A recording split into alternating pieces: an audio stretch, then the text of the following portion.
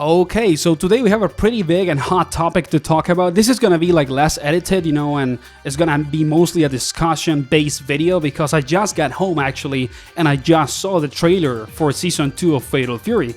And for anybody, that tunes up to this channel relatively regularly, you know that I love SNK fighting games. Like, I've been playing SNK fighting games since I was a child for over 20 years. I grew up playing with SNK games and their characters, and I love them. And they put out the trailer, and it's full of like AI generated footage and images, and in between there's actual gameplay of some of the characters. And I'm pretty sad about this because when you look at the trailer at the parts that have actual gameplay, they actually look so good. Like, these are some of the best DLC that I've seen over the last few months or the last year for a fighting game. They all look really well, and they are iconic characters, and it's gonna get overshadowed by the fact that they decided to make the trailer with AI. So I'm pretty sad about it because I really love SNK fighting games, and once again they've kind of taken a bad marketing decision that's gonna overshadow the actual game, the actual gameplay of the project, and the work of the devs. Because in the case that you don't know about it, and I've never said this before on the channel, but I actually have a background on psychology and also on business and management. Even though I'm not like a specialist on marketing, I do know a little about it. And most of the time when people develop a game, it doesn't need to be a fighting game. Like, the actual devs, the people that are working on the animations, that are working on the gameplay and all the features that the game could have, are not really connected to the marketing, to the marketing decisions, to what's going on social media with the game, or in what way the game is going to get promoted so people buy it or give it a try. So it's actually very sad that, there is a big amount of people, like a big amount of employees probably at SNK, that are making the biggest effort they can to make Fatal Fury a very hype and like super cool game. And then the marketing team that is probably like disconnected to the actual work of the devs, they take a bad decision, and then like all the public opinion gets overshadowed by that bad marketing decision, and then the actual work of the devs in the game doesn't get that much praise or recognition. And it makes me very sad because I actually think that Fatal Fury is a great game when you look at the actual game, and go outside of all the awful marketing decisions that have happened. And I'm gonna keep, covering the game. I love it. I think that it's one of the best, fighting games out there at the moment to play. And it's a very fun game, really good looking, and also it has really cool characters.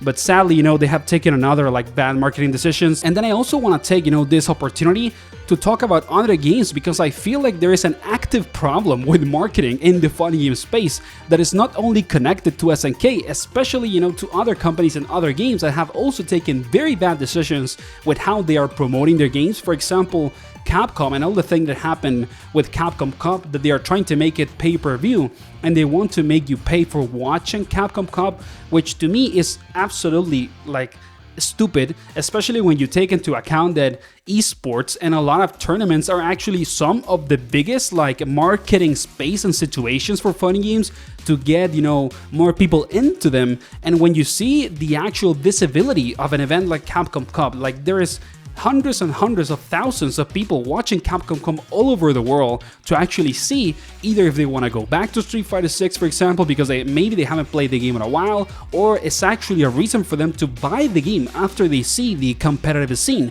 So it is so weird that we have SNK with this decision that I'm not a fan of, even though I'm going to still cover the game and I really like it. And then you have Capcom saying like, hey, we want you to pay to actually watch this event. Like, we are going to actively gatekeep you to enjoy the competitive scene of the game, which is one of the biggest things publicly for marketing about Street Fighter 6.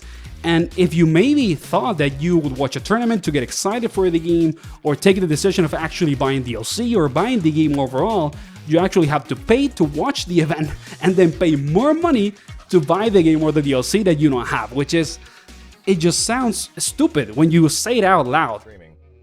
That Capcom Cup, we had 67,000 viewers of people that were anticipating the future of Street Fighter and also kind of celebrating the end of Street Fighter V. Pretty big thing. Subsequently, all of the other Capcom Cups that we sort of streamed and rebroadcast all have pretty big viewership. Obviously, it's like the end of the year. We're anticipating announcements. We're anticipating a variety of things. People would want to get together. People want to like join, get in the conversation. They haven't been keeping up with Street Fighter 6. They want to see what Street Fighter 6 is like now, like all that kind of stuff. That's what these events are sort of for. Same thing going back to Street Fighter 5 as well as Street Fighter 4. So this year, the decision is that that doesn't really exist anymore.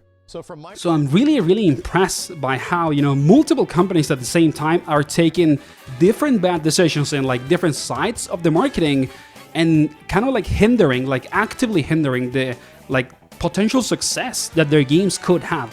So I'm just sad, man. I really want to see fighting games do good. Like, I love them. That's the reason why I have, a YouTube channel about them. I think that they are some of the most fun video games out there, but devs, and not devs, sorry, it's not the devs, it's like the marketing teams, the people that are actually behind the marketing are actively taking bad decisions about it. And if I'm not mistaken, for example, with the Capcom Cup Pay-Per-View thing, like even Nakayama-san and other of the devs said online, like, we didn't know about this. Like, we were not aware that Capcom Cup was gonna become pay-per-view, and we don't know what's going on. So like there is a clear fragmentation between the marketing teams of these companies and the actual devs that are working on the games, which is a big problem, and it's starting to show, it's starting to be really clear that it's actually hurting the success of the games. And then there's even more examples, I would say, for example, the problem with Marvel Tokon, Tokon is a game that could be one of the biggest fighting games of all time. It's based on Marvel, which is one of the biggest and most famous and beloved, intellectual properties of media in the world. And they are actively avoiding making the game hype by not showing new characters. We have only gotten one trailer, over the last like 7 months it's been already, or 6 months. And it is so weird that you have a game that could be the biggest fighting game of the last 2 decades. That's how big like Marvel Tokon could be, taking into account how many people play fighting games nowadays. It is just so weird, that a game like Tokon is making the active decision of not showing more, thinking that it's gonna make people maybe be excited about what's gonna happen after, a lot of time waiting for announcements, when in reality, it's kind of making the hype go away.